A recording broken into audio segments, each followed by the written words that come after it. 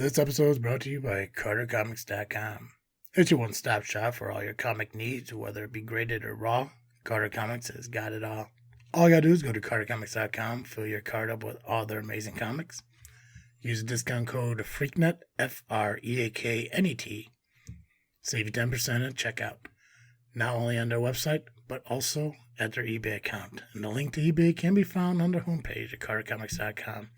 Again, CarterComics.com is your one-stop shop for all comic needs. It's time! It's time! It's JFW time!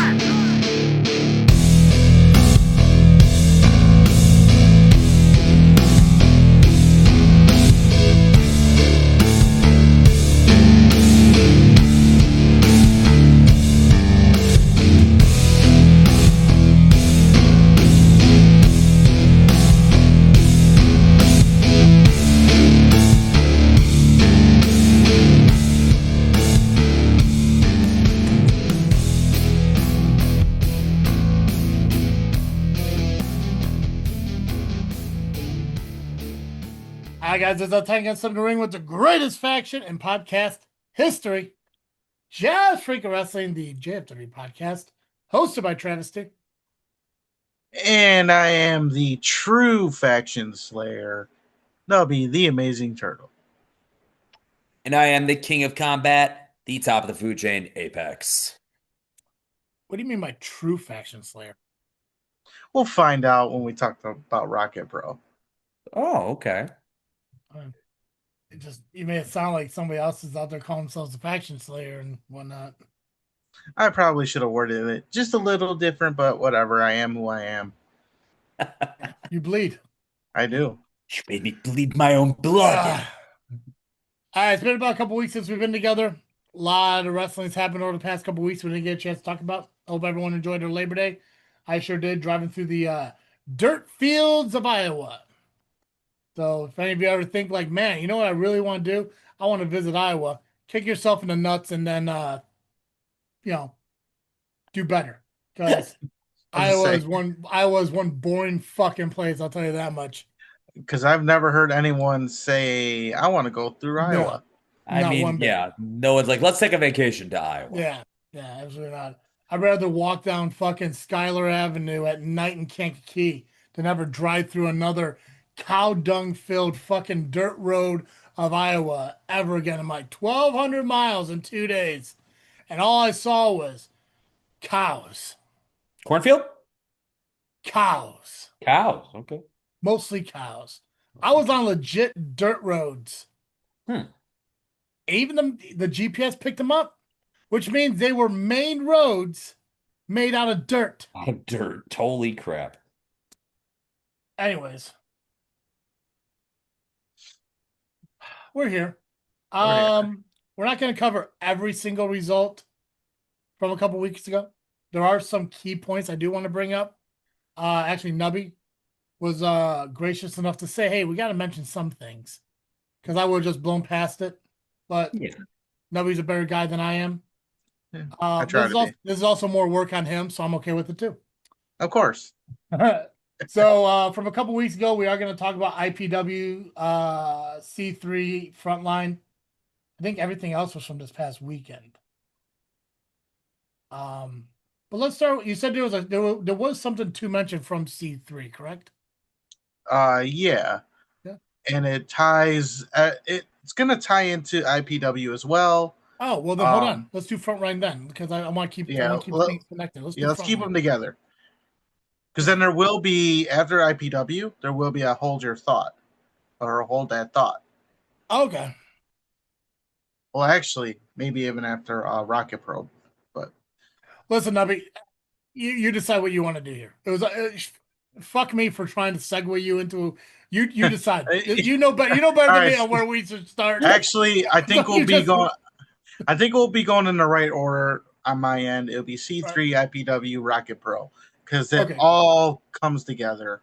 And it's going to lead into something for this week. So wait, so do you want to do C3, IPW, ARWPRO? Is that the way you want to do it? Yeah. Do you want to start out with that, or do you want to do the other result stuff first? I think we can do the other stuff first. Okay. because then it all will come together. And then I can say, hold that thought. Okay, well, let's do this one. Let's start out with Southland Championship Wrestling and do the results from the damn tap. How about that? Can we do that? I can do that. Right? Because we know fucking Benny wants to hear us talk about him, and he doesn't want to wait till the end of the show. So this way he can hear about him, and right? Because okay. I love Benny's, new attitude. I guess it's going in the right direction, maybe. But God damn it, dude. You are in a title match at WrestleTopia, and you're bitching about other people being worded in a post. I'm very confused at what the argument was there at all. They're talking about Omar's post? Yeah. It was about all the matches. He was front and center, and then the ladder match was talked about. What the hell's the big deal here? Because he added the little extra endings on Creed shit? Is that it? Just like you people here on this show, just like Morgan in the fucking ring, where it's like the top of the food chain, the king of combat. Yeah, it's like you don't need both. I gave her 2 monikers, okay? 2. Still, pick one. You think fucking Nubby sits? Well, actually, I guess you do. You do the Faction Slayer, the Amazing Turtle, don't you? Well, the Amazing Turtle's your name. You told me to. Yeah, that's true. Yeah, but it works for you, fucking. And I took out the IPW Trios champion part. We made it shorter. I wouldn't. Longest reigning Battle Royal champion. You can stick that in there too. I'm just saying, like, if Benny's problem is that the fucking Omar mentioned 2 James Creed monikers, it's a big deal. Then fucking Benny could have done. I mean, what else is he known for other than the Beantown Bully? And Saturday's going to go back to his dark side on just how we have to present him. Now here's there are 3. Because does Creed refer to himself as Mr. WrestleTopia, or did Omar refer to him as Mr. WrestleTopia? I'd say it was Omar. That had to be an Omar thing. I don't think. Okay, well then Omar, you suck, because that was the stupidest fucking thing I've ever heard. Omar Mr. WrestleTopia. Omar is kind of. He's kicking himself out of the Cowabunga crew at this point. He's kissing Creed's ass away too much. Yeah. That dude is that dude is puckering up to the wrong tuchus. I'll tell you that much right now. That's right. It's just like who the fuck? I mean, the Mr. WrestleTopia is like, for the love of God, people just stop stealing other people's shit. Like Jesus Christ. That's right. I just what I need is Creed to come out with one of his hissy fit fucking promos, referring to himself as Mr. WrestleTopia and giving himself my little ooh across my finger fucking bullshit. Bet it happens next week. It's gonna happen. I mean, it's got to, because I mean, I guess what fucking WrestleTopia is in like 2 weeks. 2 weeks from this Saturday. Yeah. So no, it's like 1 week. A week. 1 week. It's next Saturday. We have 2 full weeks. That's it. No. It's under 2 weeks now. We are under 2 weeks. Yep. It was 2 weeks on the as 20th. the damn tap show. Hey. Literally 14 days. We had to work again that quick. Jesus. Hey, you gotta put a high voltage card together. I gotta work. Oh God, I gotta book something. Nubby, you want to wrestle Sean Danger on high voltage? Wow, you're just trying to. You'd really help me out. Are we having high voltage? I thought that we weren't having one. It was all going to be one giant show. Why don't you want to have high voltage? No, I thought it was going to be just one giant show. Oh, if Flat Top gives you a title shot for the high voltage title, you fucking lose and drop the ball on it. And also, you don't want high voltage. Spoiler alert! Thanks. Oh yeah, Apex lost his match. What do you want? What do you want from me, man? Look, man, I was thrown out of the ring. I didn't hear the count. I didn't even know there was counts going on. Right? Yeah. Like, who would have thought that there'd be a 10 count in a wrestling match? Listen, no, there's gonna be high voltage at WrestleTopia. There's definitely gonna be. I'm not gonna book Danger versus Nubby. That'd be insane. Unless Nubby pisses me off. Well, unless you literally book Danger versus Nubby. God, right? I'll just start. I mean, that's a different guy. I'm just gonna fucking put like 8 names in the hat, just randomly draw them out and shit. Like, oh yeah, it's gonna be the Amazing Turtle versus Nubby Jones. Like, oh no, figure it out. Oh, that would. Yeah, you'll have to figure that one out. Figure it out. Yeah, you guys got a 20-minute time limit. All right, anyways, let's go to SCW. Damn Tap was this past Saturday. My first SCW outdoor event that I actually commentated and showed up to. So. Oh yeah. Yeah, it was a fun show. It was a free show that was sponsored by the Damn Tap in Kankakee right off the bridge. Thank you for having us. Apparently, it sounds like it's going to be a yearly thing. So I don't know if it's going to stay in September. I loved the weather compared to the June idea, and I also wasn't available at that time. So it's kind of nice that when it got moved, I was now available. But we did have some matches. I know, I'm gonna throw one in there for myself. But we saw the Governor Kevin Zander defeat a returning Isaac Slate. This was his second match in SCW. Defeating might be an understatement there. Oh, he cheated. As Travis T has said, I unfortunately lost to the Night Reaper via count out as I did not hear the ring count happen. We kept fighting, and he hit me with that stupid claw thing, and I'm not going to lie to you, that did not feel like a hand. I know what a hand feels like. I've been punched by fists. Something was in that glove. I don't know what's going on, but I was dazed for quite some time after that. They did have to help me to the back, which probably has never happened in any sport I've ever been in. So something was not right there. Yeah, all two of them. All two of them. MMA and pro wrestling. Yeah, I've been in more sports. So all two of them. Go listen to this freaking show and you can hear all about his sports. Yeah, whoever's in the camera, get out here so we can do our show. All right, then we had video. This is a video podcast. And you're just yeah, that's fine. It's fine. What are you doing? How many people actually watch the YouTube channel and how many listen to us? It's okay. They'd be wondering what the hell I'm talking to. I'm talking to ghosts. People still listening. Go to the if you're listening to this on audio, go over to the video because and watch me talk to myself. For some reason, Apex took his shirt off right now, and I don't know why, and I don't know how you get a third nipple on your neck, but you guys don't have that? Nah. Shit. Okay. Yeah, I don't get that checked out. A nubbin, as Chandler Bing would say.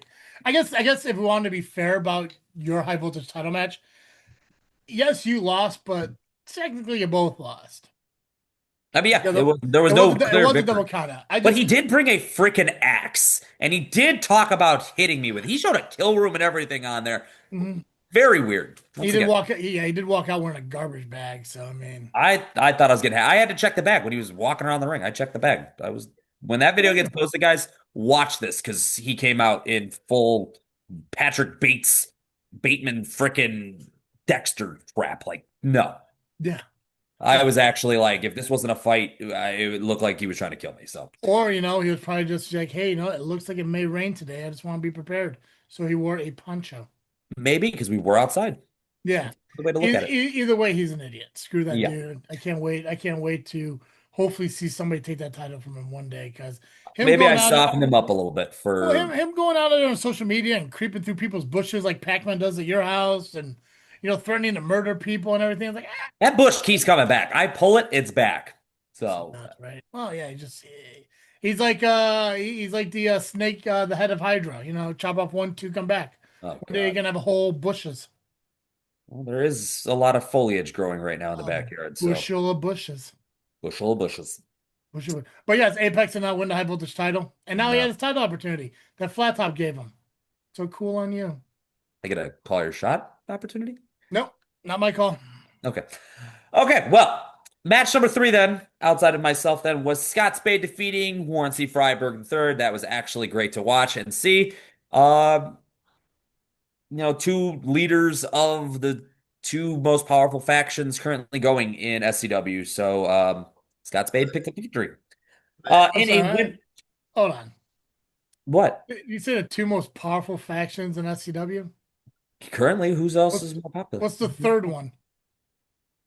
I mean, there was technically Jazz Mercer and VJ Price before. Yeah, how they doing? There's some stuff. Yeah, well, they're coming back for their titles, I guess. There's only 2. There's only 2 factions. Well, 2 of them are coming back for the titles, yes. So yes, they are both the 2 toughest factions in SCW by being the only factions in SCW. Yeah, no one's left. Nobody wants to work together. Nobody's over here trying to create cowabunga crews and everything. But then you get people who have to go out because of knee injuries or foot injuries or whatever the hell it is. FAFO getting other things happening. So yeah. I'm waiting for Nubby to induct Thunder into the cowabunga crew. I mean, he's an honorary member at some places. So right.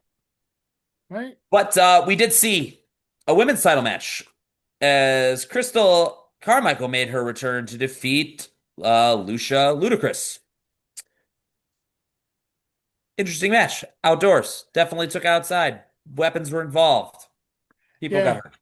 Good on the referee to allow that to happen because the last time they wrestled each other and that situation outside the ring when chairs happened, they were both disqualified. So Yeah. good on the ref to allow them to finish this up. To actually finish this match, yeah. Yeah. We also saw Johnny Chaos versus Tommy Gunn, and Johnny Chaos getting the victory, if I remember correctly. I got distracted by Punitive Damages walking out to circle the ring and proceeded to enter said ring to beat down Tommy Gunn while Johnny sat in the corner and watched.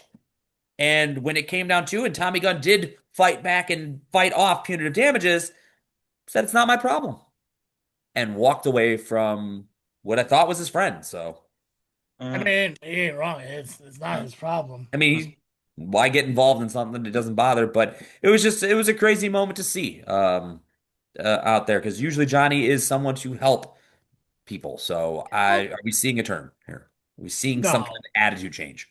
I think I wouldn't call it a turn. I think that what we're seeing is I think Johnny is definitely throwing a fit. I mean, we saw it with him and Nubby last month, when he shoved Nubby down, when Nubby tried to shake his hand. Then when they met in the back, first thing he said to Nubby, "I'm tired of being screwed." Well, we know in that match he didn't get screwed, but we don't know what he's talking about. When he came to me and asked me for an opportunity for the belt, obviously he was upset that Tommy got the championship opportunity over him. The jealousy, it's something's going on with that kid. I don't know what it is, but I have to agree with him that the situation with Tommy, that's not Johnny's responsibility. Agreed. So we'll see what happens at Topia next week. No. And main event for the Damn Tap was the team of Benny Vargas and Dallas Calloway versus the Torture Killers, represented by James Creed and Logan Steele. Match pretty back and forth, very competitive. Vargas and Calloway got the victory, and then chaos ensued. Nope, not Johnny Chaos, but chaos ensued. Pandemonium started. They started brawling after the match. Locker rooms cleared. I was involved on this, trying to get people back and stop them from fighting, and they just kept going. And it wound up being, Vargas getting the crowd hyped up because the challenge was accepted. So we have Vargas and Creed at WrestleTopia coming up for the SCW Heavyweight Championship, and that's where we left it at that night. So end of the show was just Vargas and Calloway celebrating their victory, and Torture Killers walking away probably to plan whatever the hell they're going to plan, because you never know with them. So, right. Well, I hope the plan is that Scott Spade becomes the new president, because Flat Top was nowhere to be found, and chaos shows now. I'm just saying, listen, the last time we had a president who didn't show up for shit, he was replaced. So I think maybe it's time we look at somebody new. And I'm just saying, Scott Spade went out there. Shit's calmed down. Shit stopped. So, President Spade don't sound too bad. Oh, God. Right? Mistress Misery is the first lady. Oh, God. Right? Help us all. Creed could be, their daughter. Who gives a shit? Cool. Yeah. So, hey, thanks again to the Damn Tap out there in Kankakee for being the venue of choice for this show. And if it's next year, do it when it's not hot out, or I won't be there. So the better time. Weather was perfect that night. Beautiful weather. Yeah. The only thing on my end as far as results is POWW Entertainment. They don't have any results from their show this past weekend, but the next show is on the 20th. So if you're up by there and you're not going to SCW, get that up.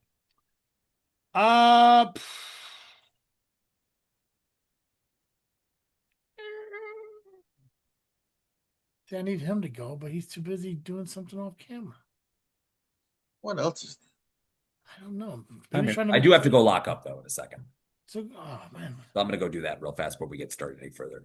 But everything's you before Nubby now. Are you serious? Oh, well, I was going to say, Little Apex wants to join in. I can get all my stuff in real quick. That's fine. Okay, cool. What do you got for hybrid wrestling?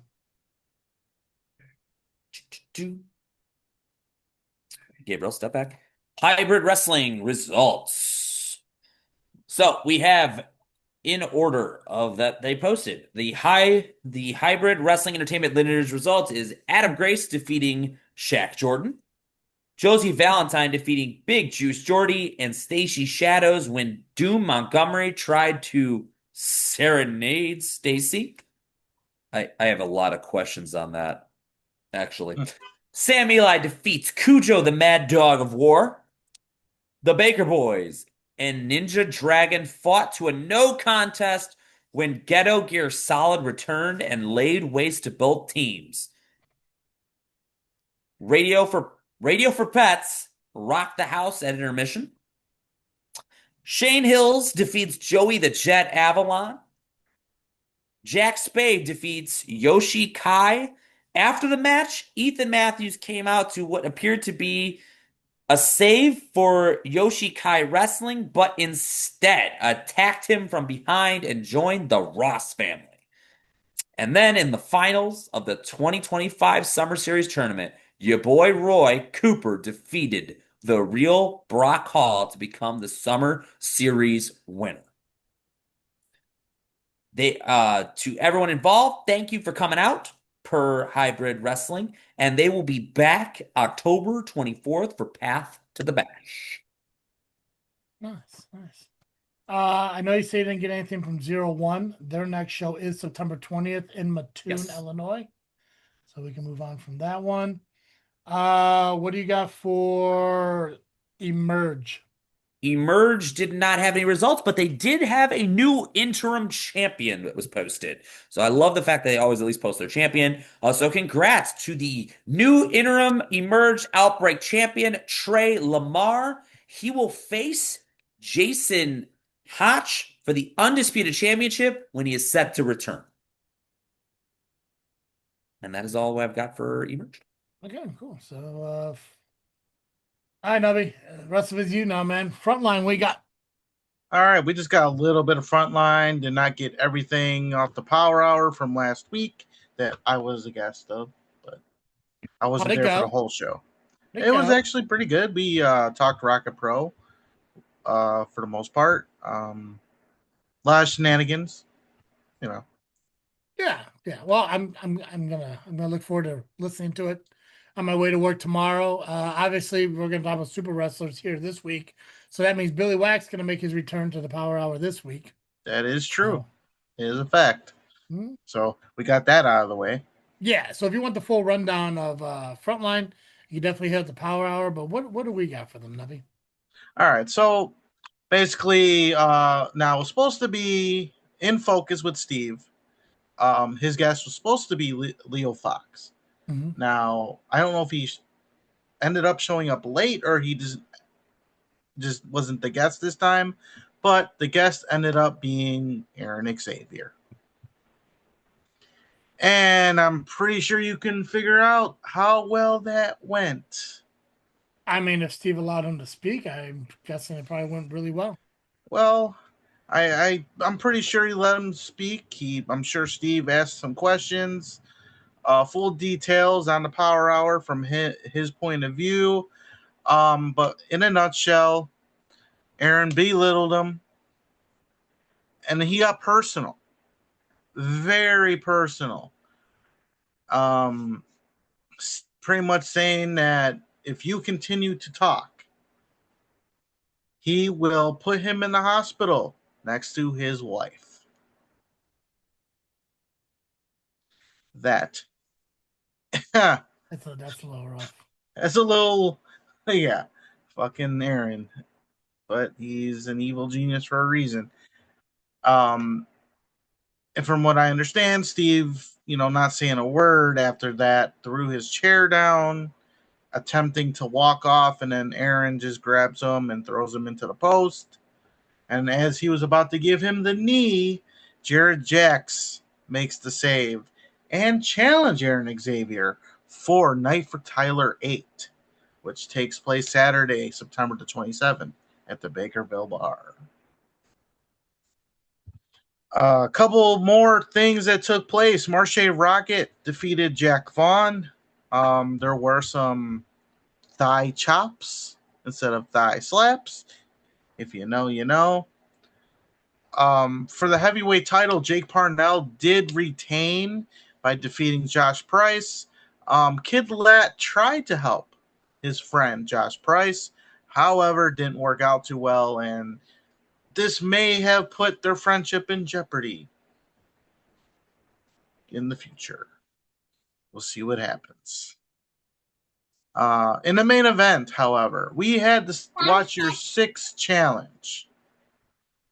And it was Shaq Jordan, Dante Casanova, August Artois, Sierra, Coda Jacobs, and Brock Hall. Sierra did win and will face Jake Parnell at Night for Tyler 8 for the Frontline Pro Heavyweight Championship.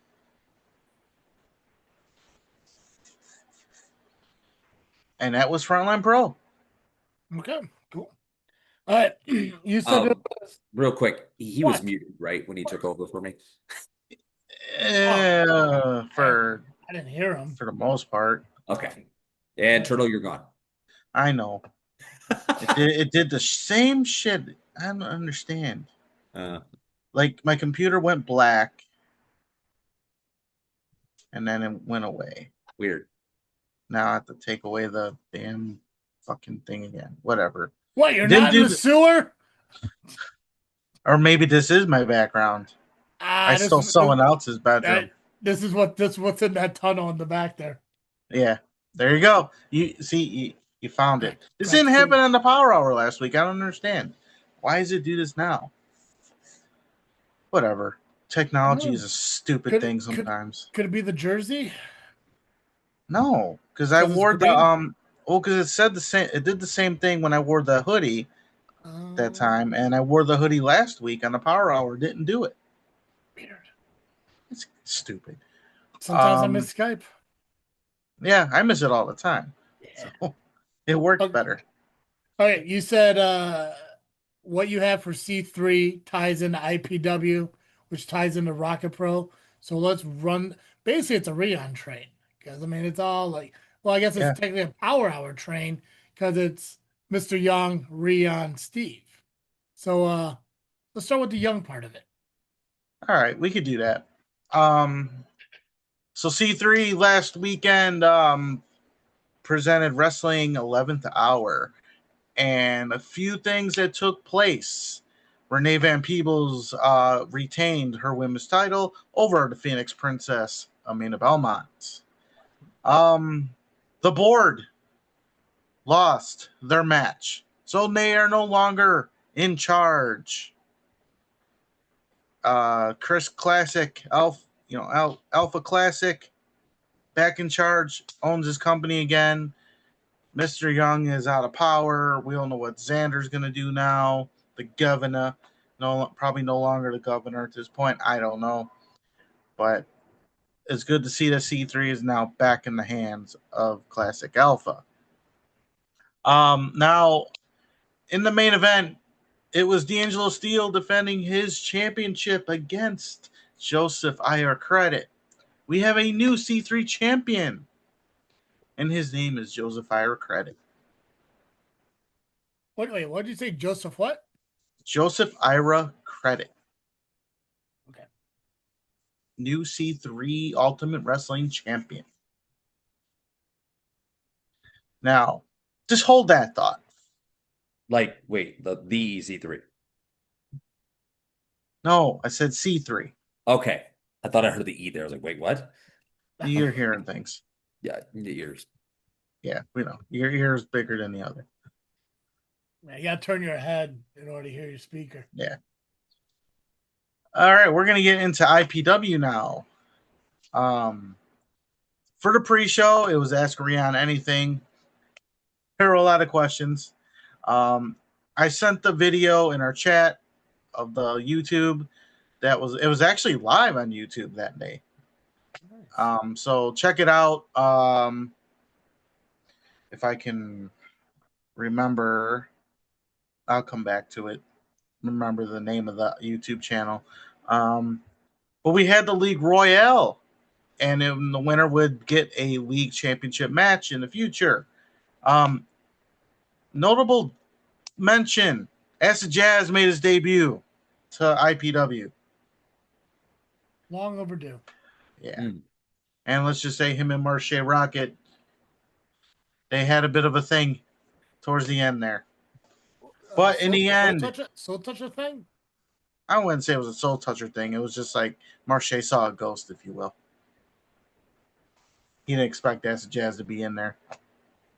Ow. Just Acid Jazz showing up out of nowhere, you know. Didn't think he knew where Richmond Park was. Not many people do. They hear University Park, Park Forest, Matson. Yeah. Richmond Park's just kind of tucked in there. Yep, pretty much. Christian Torreon did win and is #1 contender for the league championship. For the alternative title, Corey McHenry retains over Joey Dalton. In a special attraction series, we have Steve Michaels, Aaron Stone, and Soul Taker. Soul Taker did get the win. So Aaron Stone did not make good on his promise for this one. All right, for the league title is the 4-way. Miles Mercer taking on PB&J. But the P of PB&J did not exist in this match. There was no P. There was no P. There was no P. There was an NJ. Yeah, there was an NJ and a BJ and a ring full of men.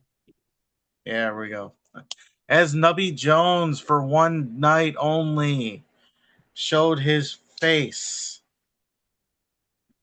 I saw that. I saw the look, Apex. Don't even think about it. Right. Nubby Jones showed his face during that BJ and 4 men. That's right. That's right. How'd it feel? How'd it feel? It felt weird. Because, I mean, like, how long has it been since you wrestled under any name other than the Amazing Turtle?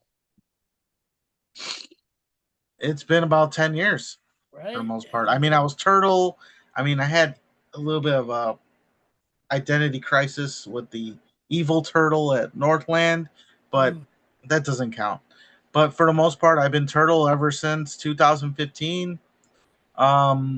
It was a little odd. I didn't come out to Shell Shocked either. I came out to a Disturbed song. And it's funny because there's 3 girls that go to our shows. They sing along to Shell Shocked all the time. I went up to them like, sorry, I don't have it this week. And then all of a sudden it clicked. Sean Danger comes out to my song. I'm like, oh yeah, that's right. He does that. So they were happy. So I made them happy without making them happy. That's fine. When it looked like I was about to win, there's a questionable call, in my opinion, by the referee. I hit the side effect, or the pimp effect, if you will, on Miles Mercer, and I feel like I was screwed. I think the referee did hit the 3 count. There might be some shenanigans there, but whatever. In the meantime, Sean Danger, who kept getting thrown out of the ring throughout the match, during the last time it happened, he pushed Marche because he felt like he was in his way, and then Marche knocked him out. And then all of a sudden, D'Angelo Steele gets involved. Now, mind you, he was the C3 champion. And then all of a sudden, Steve Michaels, who at the time, or could still be, you never know, the Rocket Pro heavyweight champion. Mm-hmm. And then Marche Rocket, who is the current CSW heavyweight champion. We've been, bringing in other companies' champions into IPW. Now, keep that in mind as we go through. For some reason, I don't know why D'Angelo Steele and Steve Michaels got involved, but that did distract me. And unfortunately, I ended up losing to Miles Mercer, and Miles Mercer did retain the IPW League title. As much as I was Nubby Jones and was willing to beat my own partner's ass at the time, I felt bad that something happened to my partners. My bad. I should have let it go. But whatever. It is. I am who I am. You be who you be, brother. Yeah, that's right. Listen though, man. The fact that the opportunity's there, IPW knows it, so at least you're in the championship scene, and I don't think it'll be the last time. Maybe the last time for Nubby Jones, I don't know, but definitely not for the Turtle. So then, everything settled. We all went to the back for the most part. Miles got confronted by Christian Torione, and they're going to have their battle in the future. And that was IPW, but keep in mind the champion part of it. These big champions. Keep it all in your head because it all comes together during the CSW. So I guess that's it for those from last week. I think all the results are covered from last week. So we can get into Rocket Pro. Is that the next on the agenda, Mr. Travis T? Sounds right. Yeah, the Steve part of it. Yeah. All right. We hit Young, we hit Rion, now we're on Steve. All right. How did the ask Rion anything? Anything good? I wasn't out there for this one, but I'm pretty sure it's on the YouTube video. So Nubby Jones never was really prompt on time, so nah, showed up when he wanted to. He was busy. Did you rock that AAW Pro shirt? Yes.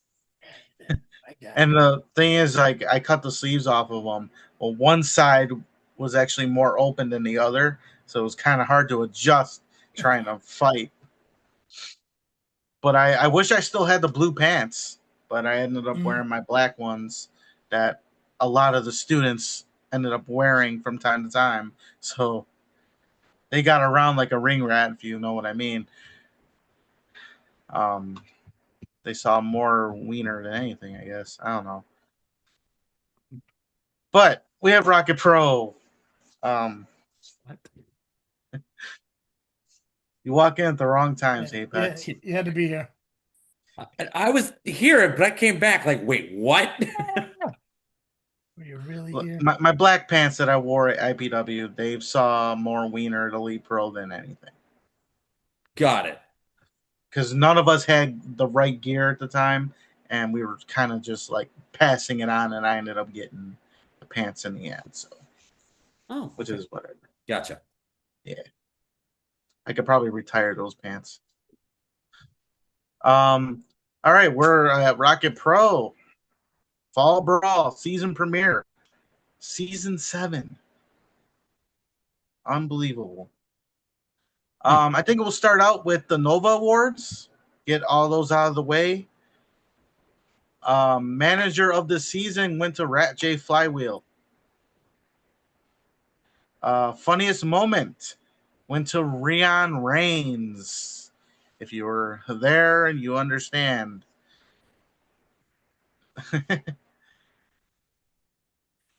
Funny moment about that is it's ironic that I was the presenter for that one, considering I won funniest moment last season for my crappy landlord chant on Damian Saint. Sean Danger kind of thought we won the award already. I'm like, no, we're presenting it. And then he said he wants the thing. I'm like, I wasn't about to touch that.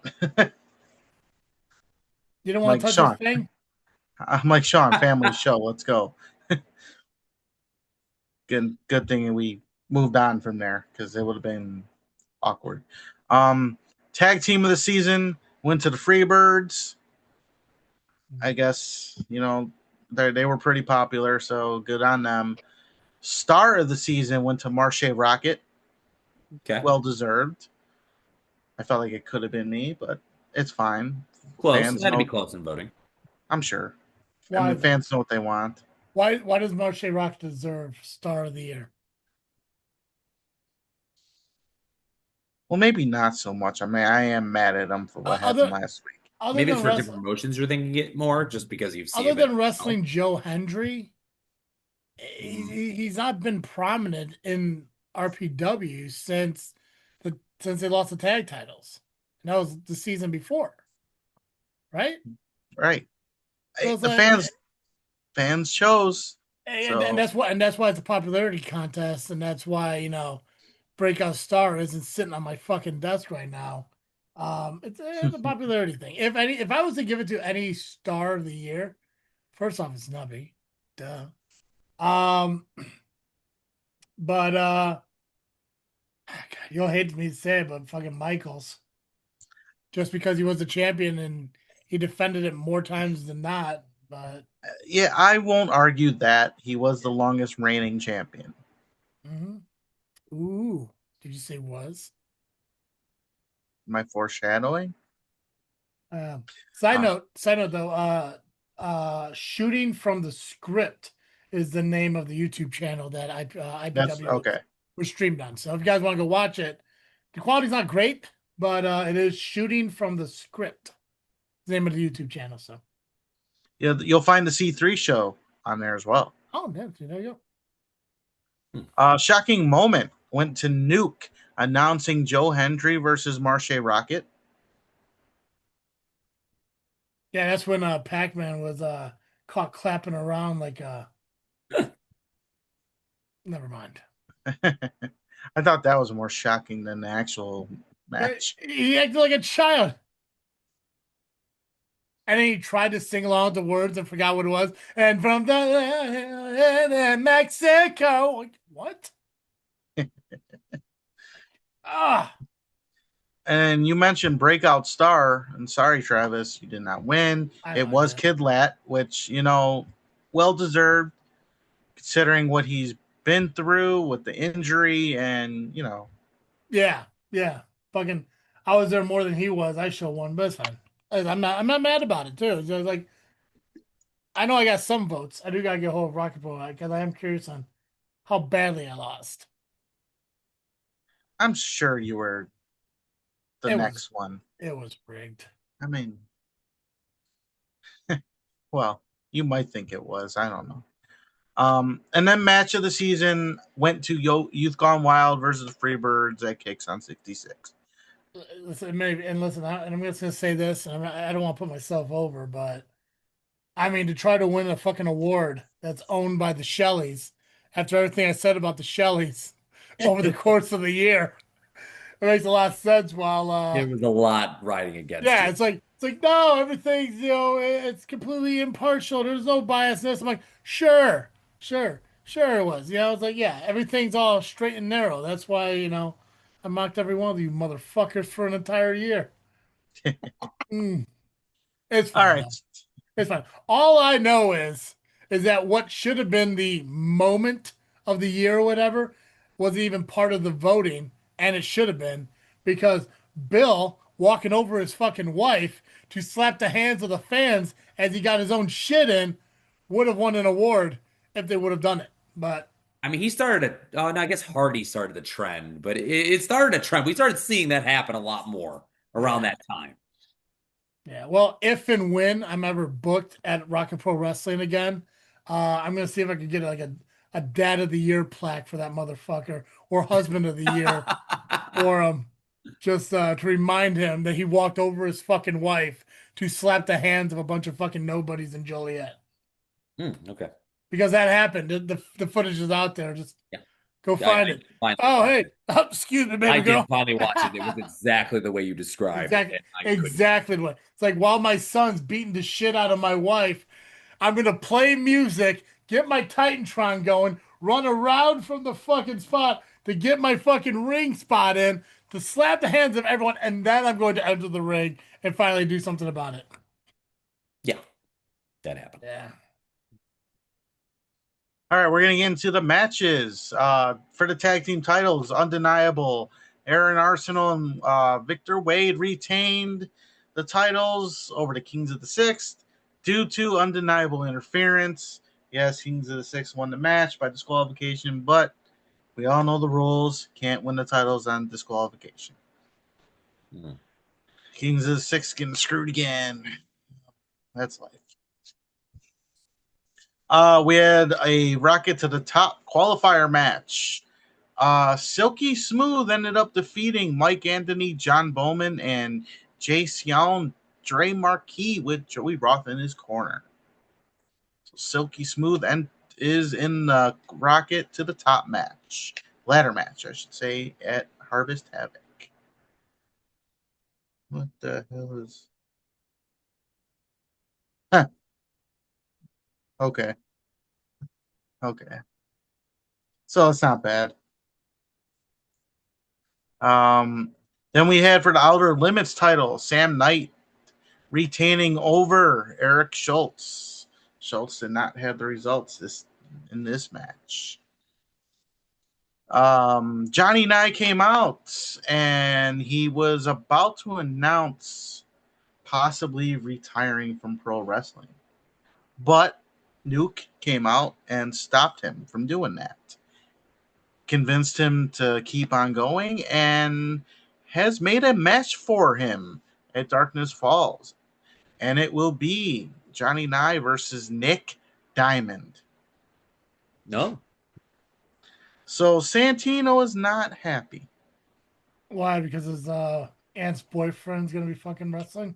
Yep. We had another Rocket to the Top qualifier. I was in it. Unfortunately, I did not win it, but I did not lose because I was not pinned. Positive. Sam Eli ended up getting the win by pinning Ryan Matthews. Oh, fun. And Damian Gray was also in this match. I probably could have won if I wasn't bleeding. Yeah, that's usually how that works. That happens. But it's fine. Oh, sometimes you bleed. Sometimes I bleed. I am who I am. For the Intercounty title, we had Kid Lat retaining over that boy Rozzy. And then after the match, for some freaking reason, Damian Gray attacks Kid Lat. Some just freaking reason. Yep. Damian Gray starting shit with Kid Lat. Probably he wants the Intercounty title. I don't know. I mean, the idols are no more, so he's got to stay relevant somehow. Oh yeah, that's right. They kind of all separated and shit now. Yep. Yeah. For the Zero Gravity title, Aaron Stone retains over Corey McHenry. Marche Rocket defeated Grin in a body bag match. I want to say this is it. What more can they do to each other? We've seen casket matches. We've seen, I think, the last ride match. We've seen the body bag match, a strap match. I think the only thing that's left is Hell in a Cell, which I don't think would work at the park. So.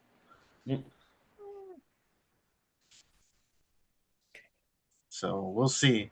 We'll see if this is it and what Marche is going to do from here on out. Then we had the main event. Heavyweight title street fight. I'm sure there's going to be some questions. And probably towards me. Steve Michaels took on POWW. This match went all over the place. Trash cans, chairs, you name it, was involved. In the end, though, it was Steve Michaels retaining over POWW, but I think this is also a questionable call because when you see the footage, Steve Michaels' shoulders were down. He managed to get a foot on POWW. Now, this was an offensive move done by POWW. But the only clip I saw, and I'm sure this is going to be out on YouTube probably in the next couple of weeks. I saw POWW put Michaels through the table. Yep. And that was, I mean, the fact that he had him up in that electric chair. Mm-hmm. That's impressive. like I understood it. Hey, he was able to do it because obviously Michael's on the turnbuckle when he got him up there. But the fact that he was able to back him to the other side of the ring and then drop him through, that's the impressive part of me because he was able to maintain that big dude up there. Again, like that's the only part, the highlight I saw. I thought that was that's where POWW wins this match, and it looked like it won. He looked like he did, but ended up being Steve Michaels winning off of that. And I saw another angle. Steve Michaels did fight back, so maybe it wasn't an official offensive move. Maybe it was a defensive move by Steve Michaels. Who was the referee? Was it the fucking shady LIM fuck? No, it was Whiplash. Oh, okay, so it wasn't cheating, because if it was the LIM guy, then that makes sense. I mean, Whiplash did take a little bump, so maybe his eyes were a little off at the moment. But nonetheless, at the time, Steve Michaels was the champion. But some things took place. Shenanigans. I don't know, maybe. But all of a sudden, Shelly's music plays. She comes out. Shouldn't she be commentating? She wasn't at the moment, obviously. And then my music plays. Okay. I go down there. Kid Lat. Joseph Von Jaeger. Rayon Skills. We're all out there. Okay. Shelly gives us the signal, and we take out Undeniable. Whoa. Well, okay. Well, let me backtrack for a second because Undeniable did get involved in the match. So they were out there. They were out there. And then what looked like they were celebrating, we ended up taking them out. While Steve Michaels was still laying there, getting beat up by Rion after taking out somebody else. And then we were taking the rest of them out. And then once they were done, gone, licking their wounds, Nuke came out. Looked like he was about to cash in the briefcase. But Saint, I guess, brought up a good point. Nuke can't cash it in. He's not a wrestler. He's an owner. Well, someone did cash in that briefcase. And it was Maximus Orion.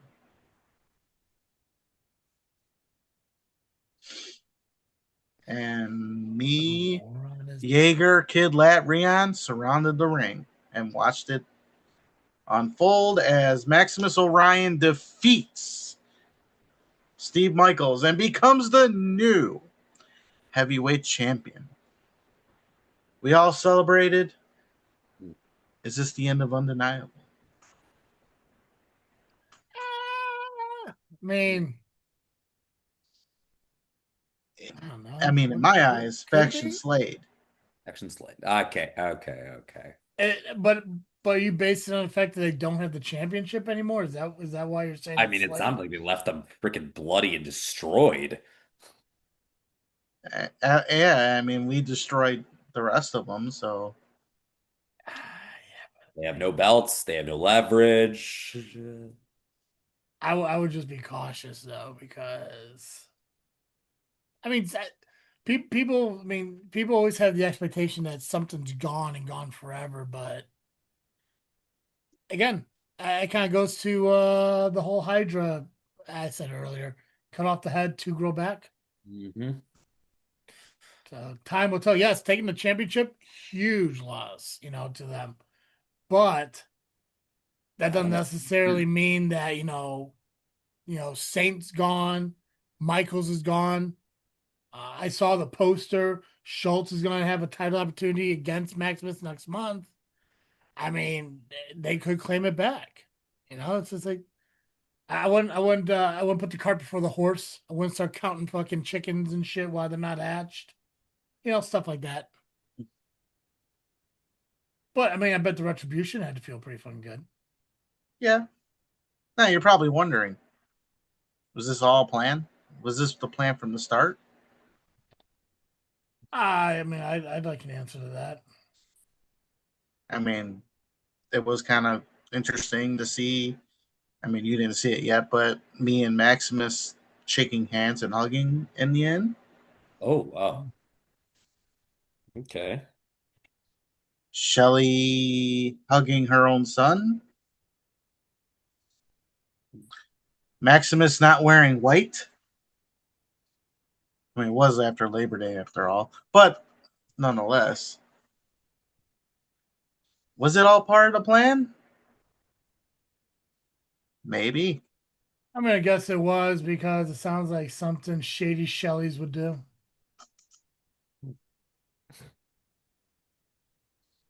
I'll just say that I was a happy man in the end, and I rubbed it in Stain's face. Nice. Now that was Rocket Pro season premiere, Fall Brawl. October 4th is Darkness Falls. And as you said, the main event, or maybe it's the main event, but the heavyweight title match, Maximus Orion defends against Eric Schultz in a last ride match. Okay. Now, Steve Michaels lost his title. D'Angelo Steele, no longer C3 champion. Yeah. Hold that thought as we get into these match cards. Okay. Real quick, you guys say that Rocket Pro's ownership listens to our podcast pretty regularly, right? Oh yeah, they love me. Okay. Well, I'm glad they love you. Or they love Turtle. I'm not sure. They obviously love both of you, which is fantastic. Well, I'm the greatest fucking. I mean, let's face it. I mean, I'm one of the greatest fucking podcasters they brought in to commentate. So, legitimately, I can say that not only as your friend, but just as the stuff I've listened. I mean, hell, fucking, I've been shit talking to Shelley's for over a year, and I'm still getting paid by them. I mean, come on now. Like, they know. So, my point is really fast. Yeah. The next show is October 4th. I would love to send a message out to the Shelleys, to Nuke, to Rocket Pro management, that I feel like there's some misconceptions that have been passed on about me. I would love to sit down and just talk to figure out something. If it turns into bookings, cool. If it doesn't, I'm cool with that too. But I think it'd be awesome for us to at least meet and to chat. And even be at a different time too, if that doesn't work. So I want to put that out there. We're still talking about Rocket Pro. So Shelly's, Nuke, I'll put the ball in your guys' court. I'd love to have a conversation. And that's it. And funny thing about that is you were talking, we heard you, but you were frozen. Your face went to... You were frozen like this. So I didn't know what you were doing. I was very confused. So, but at least it was heard. But yes, I would love to sit down and conversation. And if I could, because I know you well, I know you very well, Rocket Pro, please sit down with them. Have a chat. So where are we going, guys? Let's go. We have match cards. Okay, so this coming weekend we got AAW, ARW, Super Wrestlers, Brew City, Chicago Style Wrestling. I got what, AAW? Yeah, AAW, yeah. So let's I don't know. Let's start with jeez, I don't know, dude. It's like, because obviously, I mean, Chicago Style and ARW are like the big ones. That so let's start. Let's start backwards. Let's Quentin Tarantino this. Let's start with Super Wrestlers. Let's do that. Okay. So Super Wrestlers. We can do that. All right. Yeah. Of course we can. It's my show. All right. Cool. I have no choice. I mean, I can easily start somewhere else, and you can just kick me off of here. So, dude, if you want to start with CSW, you could have too. I'm totally fine with that. I tell you what, I want to change everything up. I want to start with ARW because I want to talk about it. I want to talk about something first for it. So let's start with ARW. Okay. Before you start, I haven't mentioned it in a couple of weeks, and obviously we've been off for a couple of weeks, so I haven't talked about it with a couple of weeks before that. But I'm still planning on doing an Ivan Manson episode to replace the Ivan Manson interview I was supposed to do with him this summer. I was able to get a hold of ARW and talk to ownership and all that to try to explain to them, hey, listen, I got submissions from people, but I don't have enough to get a full-blown show out there. Is there any way you could kind of help me get a hold of people and, maybe get some more footage and content and everything? Well, they did one better, and they invited me actually to show up at the show, give me time before the show starts and time after the show to sit down with some of the wrestlers and stuff that are there to get the videos and clips firsthand. So if you're out there and you're going to be at ARW and you want to be part of the video that I'm giving out for Ivan, which is basically going to be fans and wrestlers and members of the wrestling community as a whole, either saying goodbye to Ivan or sharing a story about Ivan. Find me. I'm not that hard to miss. I'm probably one of the bigger dudes in the fucking building, but find me and then I'll sit down and I'll record you, telling your story or saying some final words to Ivan. I was hoping to have this done already, but again, I don't have that much footage and I want to be able to give like a full length episode out as if it was an interview by Ivan. And I do want to get more stories about him on the road. So if you're going to be at ARW this weekend, find me, I'll be there. And then we'll just do a quick recording, a minute or so about, again, a story or any final words you want to say about Ivan. So, but other than that, there is a match card for ARW we can run through. Yeah. And I got that right now. I'm going to tell you right now. Perfect timing. Okay, now let's do Super Wrestlers. Go ahead, man.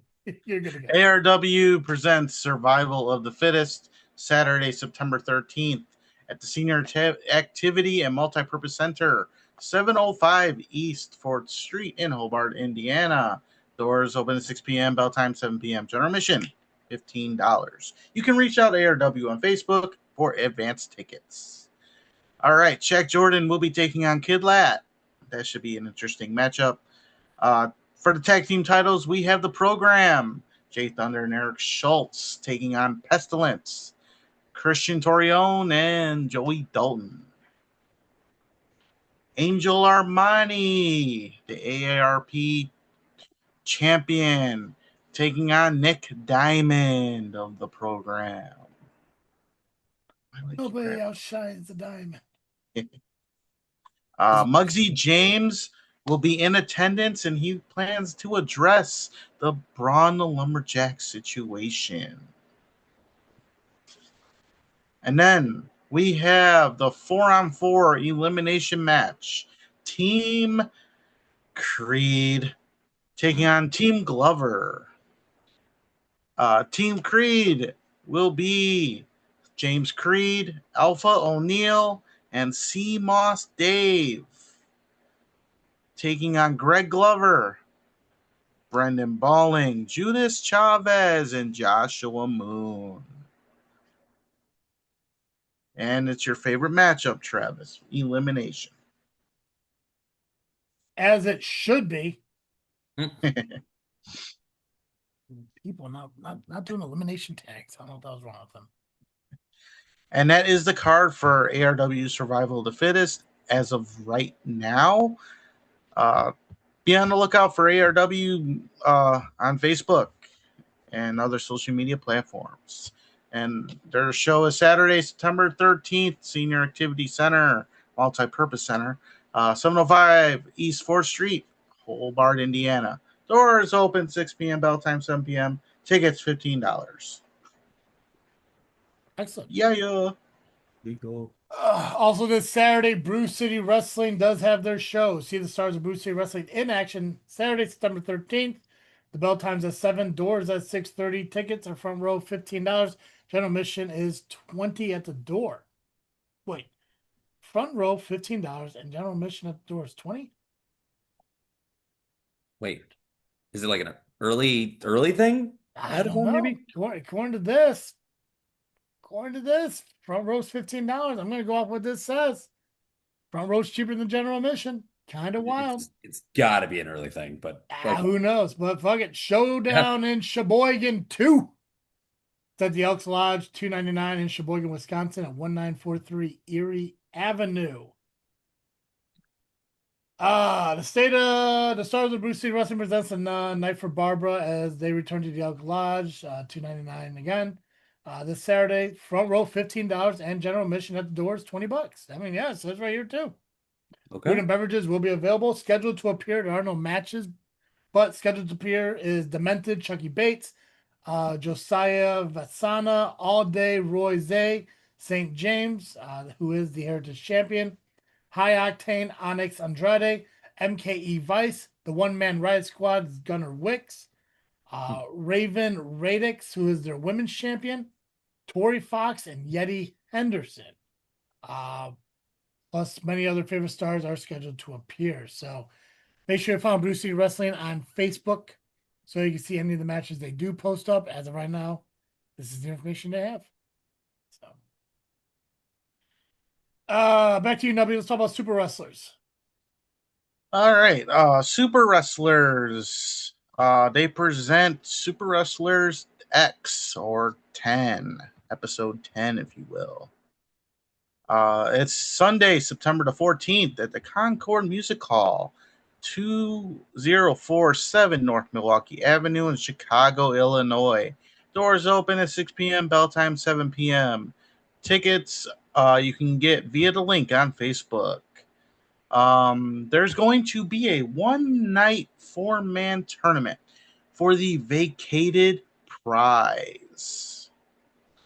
The participants are Pubic Moose, the Porch Pirate, Hot Kazooie, and Biff Beware. Oh, okay. That one wasn't as funny, but the rest of them are freaking gold. Rydal will be taking on Steven Flo. Steven Flo. And then Jordan Cross will be taking on Siphon. And that is what have been announced as of right now. Check out the Power Hour this week as Billy Wack will be a special guest, and maybe he'll tell you some more about what's taking place on Sunday, September the 14th, as Super Wrestlers present Super Wrestlers X at the Concord Music Hall. Doors open at 6 p.m., bell time 7 p.m. Yes. Apex, AAW, we got. AAW Pro Wrestling presents A Bond of Hate. And that is going to be this Saturday, September 13th, at the Berwyn Eagles Club, 6309 26th Street, Berwyn, Illinois. Doors open at 6:45 p.m. A live taping will be 7 p.m. and 7:30 will start A Bond of Hate. Front row tickets, $50. Second row tickets, $25. Third row is also $25. General admission and standing room are $20. Tickets are available at aawpro.ticketleap.com. Currently, matches that are announced are Anything Goes match between Colt Cabana and Chucky Smooth teaming versus Joe Alonzo and Donovan Marcellus. AAW's Heritage title will be on the line as Robert Ego Anthony versus the Human Highlight Reel Isaiah Moore. Women's title will also be on the line as Maggie Lee will be defending against Aurora Tevez, and I believe this is a debut for her, if I remember I saw correctly, so I could be wrong on that one, but I thought I saw a debut. There is a grudge match between Heather Reckless and Ace Perry as he attacked her at the last show while she was talking about Maggie Lee backstage. Danny Briggs versus a returning Davey Vega, sorry. Oh, I read that wrong. Davey Vega. Dyslexia. Plus, also appearing the AAW champion Trevor Lee, the AAW tag team champions in Aaron Roberts and Joey Avalon, Rafael Quintaro, Ren Jones, Jake Something, Shaza McKenzie, Sierra, excuse me for a second, the Hellhounds, Russ Jones, and Shafe, Zico, Sean Logan with Bruce Hamilton, Ray Larson, Solomon Tupu, and for all we know, much more. And that is the current card for AAW Pro Wrestling's A Bond of Hate this Saturday. Excuse the sneeze. Gross. Sorry. Yeah, that's fine. All right, Nubby, I guess we can wrap it up with ARW. You mean CSW? What did I say? You said ARW. You know what I mean. I do things. You are who you are. Let's do ARW again. But yes, CSW. Let's wrap it up. Yeah. All right. So CSW presents Reckless Conduct this Friday, September 12th, 9757 Pacific Avenue in Franklin Park, Illinois, at the VFW Post. Doors open at 6:30 p.m. Pre-show 7:10 p.m. Damn it. 7:30 p.m. is official bell time. Front row is $30, and I have not heard if they were sold out yet. So get them while you can. And $25 general admission. We have, for the women's title, Amina Belmont defending her championship against Lily Pascadita. Now, if you remember last show, these two had a brawl after the event. I was there with Sean Danger. We were more worried about our merch sales than breaking up a fight. So we'll see what happens with this match. Maybe they'll go all over the place again. We have a trios match, and it will be FXB, Iniestra, and Shaza McKenzie taking on Cypher, Axel Rico, and Blair Onyx. Victor Analog will be taking on Jay Marsden. Tom Latimer will be taking on Warhorse. That should be a fun one. Solomon Tupu taking on Adam Stallion. Heather Reckless and Maggie Lee will be teaming up to take on The Hype. Now, I wonder what The Hype is going to score this match. I mean, I gave my odds, but we'll see what theirs is. I think I said like negative 25,000 for Heather and Maggie to the Hype's 40 plus 46,000. If you understand DraftKings, you understand. I do not. Let's just say the minus number is the better number. You don't get to win as much if you were to bet the plus one, which fucked me over a couple of years ago. The favorite. The minus is the not favorite. Wait, what? No, minus is actually the favorite. You just said the exact opposite of how he was. Now you got me all confused. I don't even care. So the minus is the favorite. I don't even care. We're doing this show anymore now. You just ruined wrestling for me. It is interesting. Okay, no, but yeah, so it's like it's because when you bet more on the long shot, you have a better opportunity to make more money. Yes. Yeah. So if I bet $50 on a plus 20, I'd make more money than if I was to bet 20 on like a minus 50. Yeah. You'd have to bet more money to even get even at that point. Yeah. Yeah. Okay. Okay. Yeah, I had it backwards. My bad. Yeah, it took me about a year to learn. It's just fucking weird. Just buy lottery tickets. You know. I don't gamble because I know I will get sucked in. I've had people ask me on sports betting, and then they come back like, "Hey, you know a lot. Why don't you do this?" I'm not getting involved in that. I don't have a lot of addictive personality traits. That might be one of them. I learned over the last year how to do the parlays, where you can have multiple bets in one bet, and it increases your chances of how much money you can win. You're not going to probably win all the time, but because one game, say you bet all the games and say on football Sundays, you pick your winners, right? And that's just one bet. But if one game loses, you lose the whole thing. Spoken like a true gambling addict. I'm not an addict. It's just I used to have just football pools. I used to be a gambling addict. I used to lose my money on slots. We should do pro wrestling fantasy. I think they do have pro wrestling fantasy drafts and shit. We should do that as part of JFW. They did. WWE had one a while back. I think somebody still has like that. I think we should look at doing that. We can even include the lovely intoxicated idiots and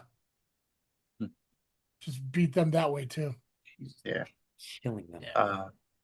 Okay. I know on DraftKings there's free pools for PLEs, so I can never win. Although lately my luck has been good with these predictions, so I probably could win. Right? See, yeah. For the tag team titles, we have Steve Boz and Bruce Hamilton, the champions of the Made Men. They'll be taking on Shane Boucher and Jack Fowler. We all know what happened last time. Jack Fowler and Boucher did not do so well. Grayson, I don't know if he'll be out there this time. So we'll see what happens. And then the heavyweight title is on the line as Marshe Rockett. Now, was supposed to be, possibly, I should say, a singles match against Quintero, but Conan Lycan has been thrown into the mix again. Will he show up this time? We don't know. Now, I've mentioned throughout the entire show that this ties into IPW. Okay. Because it was mentioned at IPW that Marshe Rockett is the CSW champion. And we've had C3 champions on there, Wrestle League champions, Rocket Pro champions. D'Angelo Steele, no longer C3 champion. Steve Michaels, no longer Rocket Pro champion. Marshe Rockett, could he be the trifecta? I think so. It's possible. I mean, now you're going up against two dudes who are, well, one former champion and one who wants to be the, because Rafael Quintero hasn't been CSW heavyweight champion yet. Right. He's held titles, not that one. Would have been not that one though. Yeah. So I guess it kind of all depends on how much Marshe's friends get involved. So yeah. But I just happened to notice this little trend since August 30th. Each week, and these champions that got involved in my match have been losing. I mean, to be fair, D'Angelo Steele lost his the night before, but still. And then Steve Michaels loses. I guess you can say maybe because of me. I don't know. And then Marshe Rockett, I'll be in the building. Well, I mean, hell, why stop there? See what happens with Benny and Creed next week. Maybe everyone you don't like just starts losing their fucking belts. One can hope. Because you got to keep in mind, I mean, you're not a big fan of Creed. He has a championship match. Yep. You're not a big fan of the Torture Killers. They got a championship match. You're not a big fan of fucking Freiberg. He's got to defend that Battle Royals title. Yep. I mean, I don't know how you feel about Crystal, but I mean, hey, whatever, whatever you do. Like Schultz at SCW, right? Oh, yeah. Schultz is Schultz. Yeah. Hey, he's just Fine. Okay. So Turtle's got to have that fence thing because he's got to deal with him over in other places. But SCW Schultz is cool. Yeah, yeah. It's everywhere else. He's a piece of shit. Fuck him everywhere else. Yeah. But who knows? Maybe fucking September is fucking faction slaying month. Who knows? It's like a total reset for a lot of companies right now. Yeah. Remember the month of September. Maybe this is Boom. what really he was Show talking name. about. Wait, is this the season premiere? I think you did say the last show was 50 after we got off the air. Yeah, because we took one break. We took that 1 week off because things. Yeah, I was in Iowa in the fucking middle of cow farms and shit. This Bears game's going nuts right now. The Bears? Fuck them. I'm looking at stats right now. But I bet they lose by 4. They're up 7. and they're looking like the actual team, and Minnesota's looking like they're okay. They're not doing too bad. Yeah, this is the season premiere of season 8. Yeah, Perfect. part of the beginning of the season. Came in mid-season. Okay. Putting out this one. There we go. Perfect. I did that before. I came in mid-season. Yeah. People come and go. People come and go. Yeah. Pac-Man came in mid-season as well. Mm-hmm. Okay. Yeah, I haven't heard from fucking Dizzle J since fucking Apex started. I don't know if it's related, but whatever. But I noticed that too. I've not seen him in the chats. Yeah, he got busy. It's fine. Which is, I'm more focused on getting him set up to do his YouTube series than I'm worried about him coming on JFW and doing this. Just because. Freakin Studios just hit over 500 subscribers on YouTube, so. And you guys did a whole new logo and stuff. I love it. Freakin Studios got a whole new logo. This freaking show got a whole new logo. I thought about JFW, but I just like it too much. Yeah, it's simple. It's and the fact that I get some stupid ass podcast down in Florida talking about it and shit. Just whatever. Yeah, I mean they need a droid to help them out a little bit. Right? Yeah. Well, I mean, if I was co-hosting with Kyle too, I would use any technology I can to make it better. Yeah. Mm-hmm. Is that it for CSW? Yeah. Okay. Cool. I got something funny too before we break apart, guys. Well, what's your freaking thought here? What you got? My freaking thought is actually the same as Nubby. So I'm gonna let Nubby kind of start this because I was there, and I'm gonna kind of fill in some details here and kind of give my opinion on the whole situation as well. Oh shit! Were we supposed to talk about They Live? Yeah, no, we can. We have something to talk about, but I'm not going to give that promotion any other spotlight at all outside of what I'm talking about right now. Oh, okay. So this pertains to that. Okay. This is exactly pertaining to that and how the wrestling community is and other stuff. So, Nubby, why don't you go ahead and go, and I will join you. Yeah. You do what Apex tells you to do. Go ahead. What do you want me to do, Travis? I want you to tell me what your freaking thought is on wrestling. Yes. Okay. Whatever it is. If Apex feels that you need to do what he tells you to do, go for it. Well, actually, you know what? Chain there, Turtle. Well, you know what? I was thinking he was going to start it off, so I'm going to start by saying something else. I am excited that AJ Lee is back on my TV. Yes, that was fun. That is a good one. Yes, and and that was actually my thought for the week because I'm glad that WWE didn't WWE it. Yeah, and I'm glad that they actually kind of played off of what everyone was assuming that Punk was going to pick. Like that, the shop thing was not a playoff. I don't think. I think that dude fucked up. I think somebody got fired. I think so too. I think somebody got fired. But the thing was, like, I think WWE expected everyone to say, "Oh, well, we want AJ Lee, but it's WWE. They're not going to get AJ Lee. They're going to get Bayley, Rhea Ripley, and shit like that." You know that, and the fact that Punk played that off at SmackDown. This SmackDown was one of the best SmackDowns in a long time. Oh yeah. Not only for the AJ Lee thing, but also for the fact that John Cena wrestled for the US title. Yeah. And basically was challenged the same way he debuted from Kurt Angle challenging him in an open challenge. Granted, it wasn't a US title thing, but yeah. I mean, it's kind of the full circle thing. I think that's what John Cena has been doing, especially the last two matches, the SmackDown and in Paris, where he was paying tribute to a lot of these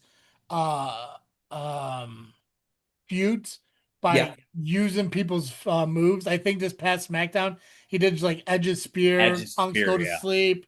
I can't remember if he did Styles. I think he did Styles Clash at Paris. He did that. Yeah, that's when he did in Paris. He did do that against Logan Paul. But he was paying tribute to a lot of guys by doing their wrestling moves and shit. And I think that's pretty cool. But yeah, AJ Lee coming back, I mean, that's just awesome. Looks amazing still. The only thing I was pissed about is that she wore normal Converse and not the knee high ones. Oh God, that I would have lost it. I you know what? My respect level for Phil has been going up higher and higher again.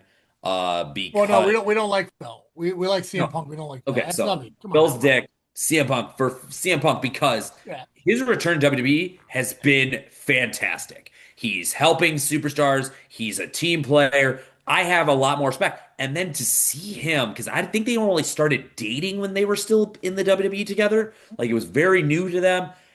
The proud husband look that he gave her the entire time, like that is a man that showed how much you could see the love in his eyes for her and how much he just was so proud of how the fans accepted her and her being back there and to sign a multi-year deal. We're gonna get AJ for a while, and it's what we've been wanting for. I always was.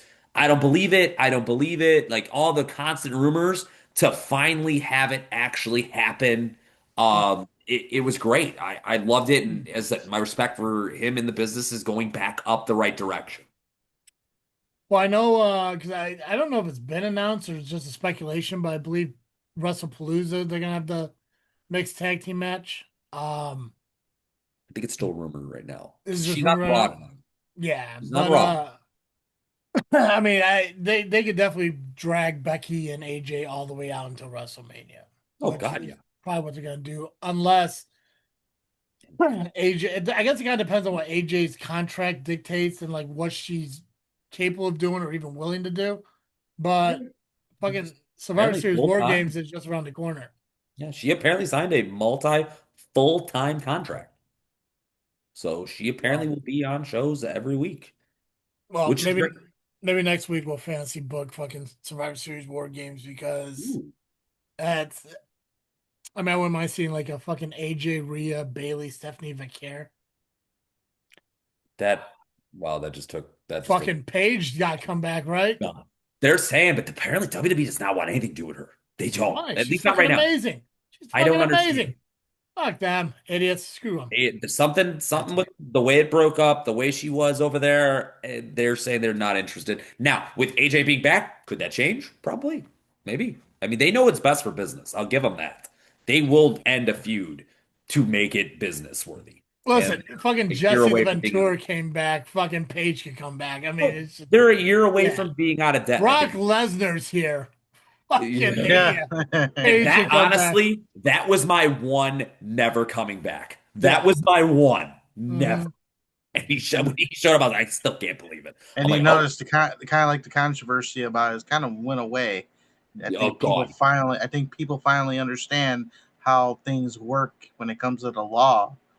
Yeah, weird. Because what it is like they proved that he had nothing to do with it, right? Yep, that's why they cleared him. They cleared him 2 weeks before his return. He was cleared. I mean, just because his name was mentioned doesn't mean anything. You got to wait till the investigations are done, and WWE did, TKO did. I mean, even Daniel Cormier hates Brock Lesnar. Was talking like, oh, he's done. He's done. You don't get these allegations and come back. In reality, old WWE, that's true. Look at some of these guys that wound up being proven innocent. WWE never brought him back. Yeah, I think Velveteen Dream. I think that was one I was thinking. Velveteen. Yeah. Enzo actually proven to not be, and they just didn't give a damn about him anymore. Well, you know what? Look outside wrestling and look at Trevor Bauer. Yeah, I still don't even want him on the Cubs though. Like unfortunately, I think there's been so many years that's been passed. He's starting to fall off now. But the fact that like he spent like the last few years even the fact that he's willing to like play for like league minimum, which is $780,000. Yeah, dude, I was even telling my friends like I would love for the White Sox to sign this dude. $780,000 to get a former Cy Young guy who's been cleared of charges. Yeah, come on now. It's like granted, like this stuff sucks when it happens, and like I'm not a celebrity, but this is what scares me about ever being a fucking celebrity. Oh, God. I'm a very kind person and shit, and I'm like I don't think I'd ever take someone home and hook up with them, but I would definitely talk with people and hang out with people and shit like that. And you get the wrong person who wants to say like, oh well, Tracy did blah blah blah blah blah blah. It's like thing is though, you could be hanging out and talking in a public setting, and they could accuse you of touching them inappropriately. And that's all that fucking matters. And so I don't have friends anymore. And watch out for that AI shit too. Oh my God, yeah. By the way, if anything comes out from this SCW Damn Tap of something I did backstage, AI. Yeah. But Um, Nubby, I'm apologizing. This is your thing. So what's your thoughts on AG being back and all that? I know you're excited, but well, yeah, I can't contain it, you know. Um, no, it's just great to see her back. Now, there's a thing out there I saw last week about it, or over the weekend, saying that she was nothing more than someone that got beat up and then had 3 moves. That's a bunch of bullshit. She's had some great matches. I was there live when she had that match with Caitlyn. Oh That yeah. match was fucking phenomenal. So don't give me that shit that she's only good for 3 moves and getting her ass beat. She is one of the greatest wrestlers, women's wrestlers of all time. She'll show you a thing or two, people. Her and Paige kind of were the time that I feel that the women's revolution really started into what we're seeing now of them becoming superstars. Not divas anymore, actual women wrestlers. Right. She was part of that movement in my mind. And she was great on the mic, too. Oh, yeah. Her crazy character, perfect. Super sexy. Don't know why. I think I have a thing for that. I don't know. We can. My psychiatrist will deal with that later. That's why I love Latina chicks, because I love tequila, tacos, and abuse. We can't be doing this right now. Okay. It's fine. I can say this. I can say it. Listen, every fucking Latina I've ever talked to knows, and every friend I know who's Hispanic, I told them the same thing. I've never dated a Hispanic lady in my life, but I want to because I love tequila, tacos, and abuse. And I can get them all from one fucking person. And her name will be Maria. No, and I think I want to take credit for AJ Lee coming back because, on 2K25, the story mode, you have to play a male and a female character at the same time. Well, while I created my own guy, I downloaded an AJ Lee character and I brought her in, and conveniently CM Punk was part of the storyline. So yeah, I'm gonna take credit for it this time. But it's great to see her back. I'm happy. She looks great. She aged well, and she's not even 40 yet. She looks the same to me. Yeah. She's staying fit, and it looks like she's ring ready. I've seen some clips, so she's gonna be phenomenal. I think WWE is on the right track with her. Let's with keep her the living momentum around here. I wonder where she's been training at, and how the hell we didn't know. Oh, I'm sure Phil's got his own ring somewhere. So fun fact, I don't know if you guys noticed or not. So I was looking at it. So AJ Lee has the second longest Divas Championship reign, right? Oh. 295 days to Nikki Bella's 301. Sorry, 300 as recognized. She won the Divas title June 16th, 2013 at the pay-per-view Payback at Rosemont. So I was there. Yeah, I think that's the one I was at. So she won in Chicago. She got the debut in Chicago. So not the same building, but hey, you know, that's kind of cool, full circle. And yeah, second longest Wait, what do you mean? Ring. What? Not you mean return? All states the same. Oh, I'm thinking United Center for some reason. Yeah, they're only doing the same building. There we go. I don't know what I was thinking of United Center. Is United Center where the Bulls play? Yes. Yeah. Okay. Yeah, that's what I was thinking. They're trying to rebuild it too. Punk made his return to wrestling at the United Center at AEW. There we go. Yeah. No, for some reason I kept thinking Allstate and Rosemont are two different things. I was thinking Rosemont was where the Hawks and Bulls play, but that's United Center, so never mind. So there we go. Look at that. She made a return where she won the fucking Divas title in 2013. Hell yeah. Cool. Okay, Apex, your thing. What you got? All right. So once again, as me and Cyril were kind of talking about this beforehand, obviously there was a show a couple weekends ago. I'm sorry, real quick. So AJ has the most title reigns as Diva Champion with 3 and the most combined dates of 406. Go on. Nice. Okay. Love it. Yeah, so anyone who says she doesn't fucking know how to wrestle, suck off. Yes. So They Live Wrestling made a huge spectacle, I'm going to call it, of a match card at the Brew Eagles Club. They claimed there was $10,000 on the line. In talent, probably. And a lot of it was the appearance of Raven being there. And there's a lot of great wrestlers, talents there. It was a very, very, very veteran locker room. I myself and Johnny Chaos of SCW got to be a part of it. We got to pick a lot of brains. It was awesome. That part was. The problems were when you're saying you're bragging about the show, you cannot be a mark and only focus on yourself. You cannot be somebody who doesn't give a crap about your talent. When you are somebody who's putting on a show, it is your responsibility now. So when someone gets hurt, you need to be responsible for that. There was a Prince, is it Amari? Is that how you pronounce it? Amari? So. Yeah. This is a wrestler that myself met that night. Turtles met once before. I can't even say how green he is because it's probably only been a few months that this dude's probably been in the ring. Wrestled with his partner. What's his work name? Something Troy or whatever, or Trent. Surf. He's a surfer. Trent Wrigley. That's it right there. Okay. So Trent Wrigley, him partnered against Paulie, and his partner Hardcore Craig. Okay. I was backstage getting prepared for my match. Quinn Whittick was there. And next thing you know, I hear Quinn Whittick say, "Oh God, they're going to destroy this kid. He's not in the right position. He shouldn't be taking this move." Now, Whittick told me that he has taken this finishing tag team move that they've been doing for years on wrestlers, which is holding them into like a octopus style. I think it's like almost like a surfboard. Okay. Kind of. And then a double stomp on the back, causing your face to go straight down, and you're supposed to protect yourself and turn your face. Yep. Whittick said he didn't do it, ate the mat. This kid, unfortunately, being new, should never have been put in this situation. Probably shouldn't even have been in the match with these guys. Yeah. Especially from the conversations I've had. But took the finishing move, not knowing anything really about it, looked straight down in the mat, got legit hurt in the middle of the ring. Blood was coming out. There was no sense of urgency to help him, especially from the promotion. He actually came past me. For anyone who doesn't know the wrestling industry, I am a former EMT, emergency medical technician. I have had medical emergencies happen at shows that I've had to break character and go help out quite a few times. And I've also had to save a fellow teammate at our performance center who had a heart attack.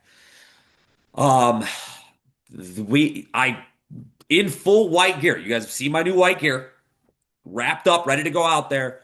No one else coming to him, had to help Prince Amari. Broke his jaw, loose tooth, concussion.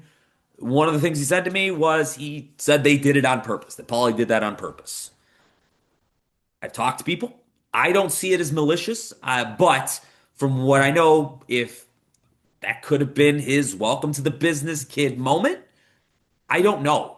I just don't feel like it was malicious at that time. I still don't feel like it's malicious. And I think it was just a bad spot that should not have happened to him. And I think Wrigley should have taken that spot. Wrigley actually said that backstage. My biggest issue here is I'm the one that got the Berwyn Eagles Club to call the paramedics to get this kid out of here, get this going. Not once did the promoter show any remorse, any concern, nothing. These are guys that did not have any sound equipment. They didn't have anything set up. So this 10 grand went to talent alone, which is absolutely insane.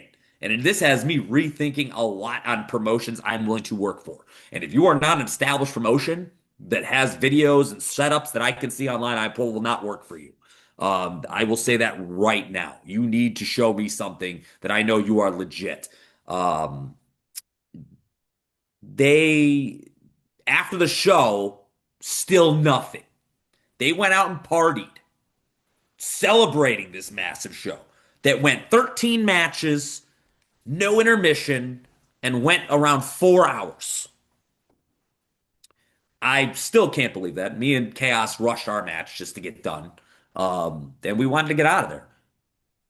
There's been blame thrown at people for this setup that I don't think get it. And I will say it on this platform that just because you're promoting your friend's show doesn't mean you had anything to do with the booking, doesn't mean you had anything to do with the money, doesn't mean you had anything to do with what happened, especially if you get thrown into a role 2 days prior to the show. And I'm talking about Sean, because I think he's getting unjustly attacked when all that should be directed at the promoter. I still have not heard that they've talked to him yet. There was talk of another show. I know it ain't gonna be at the Berwyn Eagles Club. RC Berwyn Eagles Club is not gonna let them there. I would never be a part of another show with them. And to be honest, I can't see how anyone else would. There was skepticism of getting paid. I will say everyone did get paid that night, thank God, and that was the only reason why a lot of us did perform. So I hope that that this young gentleman does get better, and there is a lot of going out there. It's been shared a lot. There's a GoFundMe if anyone wants to help him out.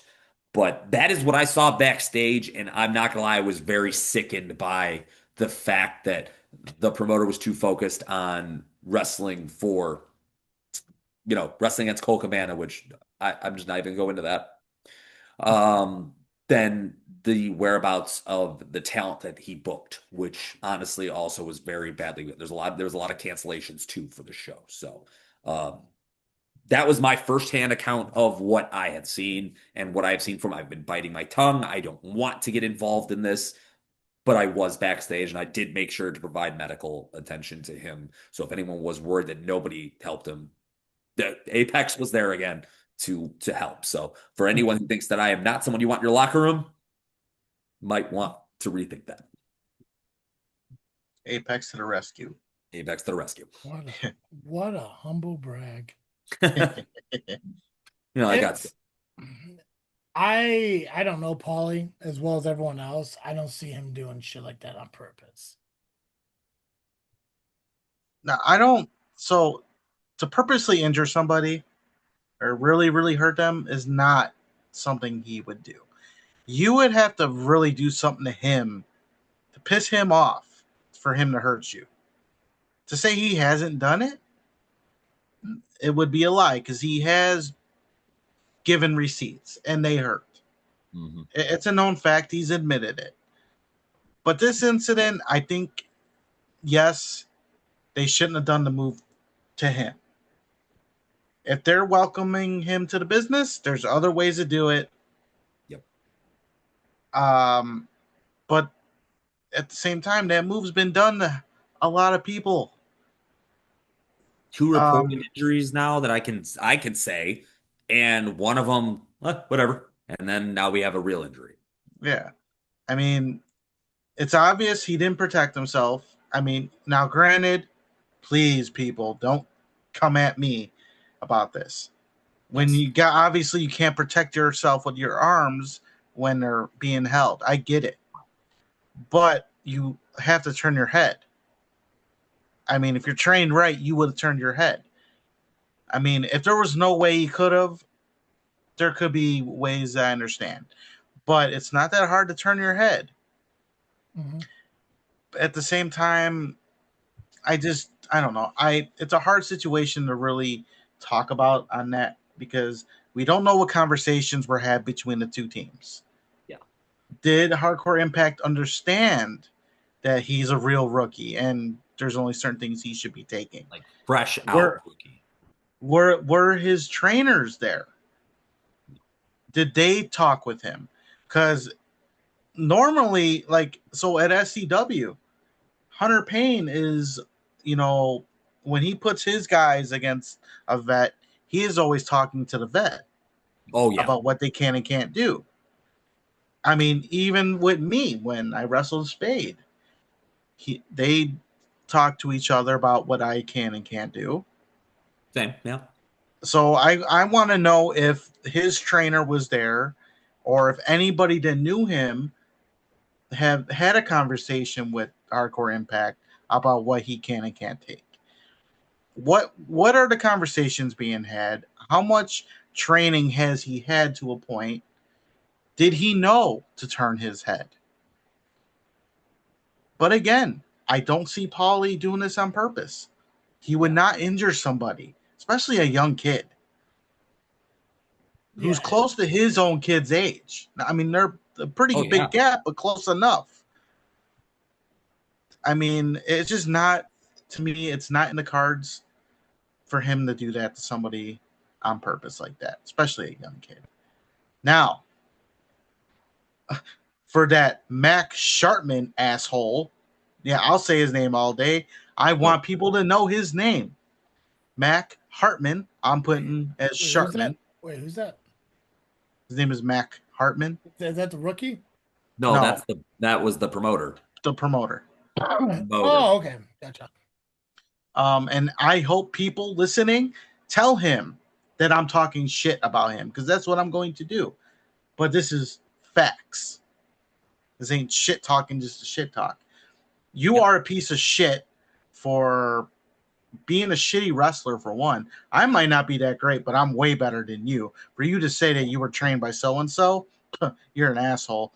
Your match with Cole Cabana sucked. You have the worst tie-ups in the world. And you're just a piece of shit all around because you did not do anything right when Prince got hurt. You showed no remorse, and you allowed your own friend take full blame. Yeah. And now he's being bullied. Now, and Sean's leaving wrestling for a while because of this. Like, he doesn't want anything to do with it right now. Yeah, that wrestling is his baby pretty much. This is all he talks about. He has a podcast that he talks wrestling about. He actually sponsored CSW last month. So you're putting Sean in a really tough place. This is supposed to be your friend. What kind of fucking friend are you? Help you get honestly. I hope someone beats your ass someday. I really do. Because I've met some shitty promoters. I've worked for some. They weren't even bad as you. Not even that shithead that ran in Joliet before Rocket Pro did. I worked for Mitch Blake. And he showed compassion when I got hurt, while he was playing grab ass with his girlfriend backstage when Steve ran into the ring first. Never seen a big man like that run so fast in my life. I don't understand how someone cannot show remorse like that and letting your friend take the brunt of everything. Sean doesn't deserve this. He deserves some of it because he helped promote. He helped you put it together. But in the end, you were the promoter and you showed nothing. This is why I don't do shows that are random like this. I don't trust people. I have very little trust in people now, and even more so since this guy has come around. Yeah, this was a favor I did for Chaos. Like, he asked for me to come work with him. I said, okay. That was it. And this was just him wanting to be in a match because another promotion wouldn't promote him or book him. So he's mad at them. And because he tried to run against them on purpose. It didn't really work out too well because one had production, story, matches. And then I don't even like the name of the fucking company that he was trying. They Live. Come on. You took it from a movie and it has nothing to do with wrestling. Go fuck yourself on that. It's one of my favorite lines of any movie. Yeah, and he tarnished it. But in the end, don't be a shithead. If you're gonna run in promotion, make sure you have your ducks in a row and be somebody that cares about the people that you work with. And don't put yourself over. Don't be a mark. Don't make shows just so you have the opportunity to wrestle and make yourself the main attraction. Actually work for it.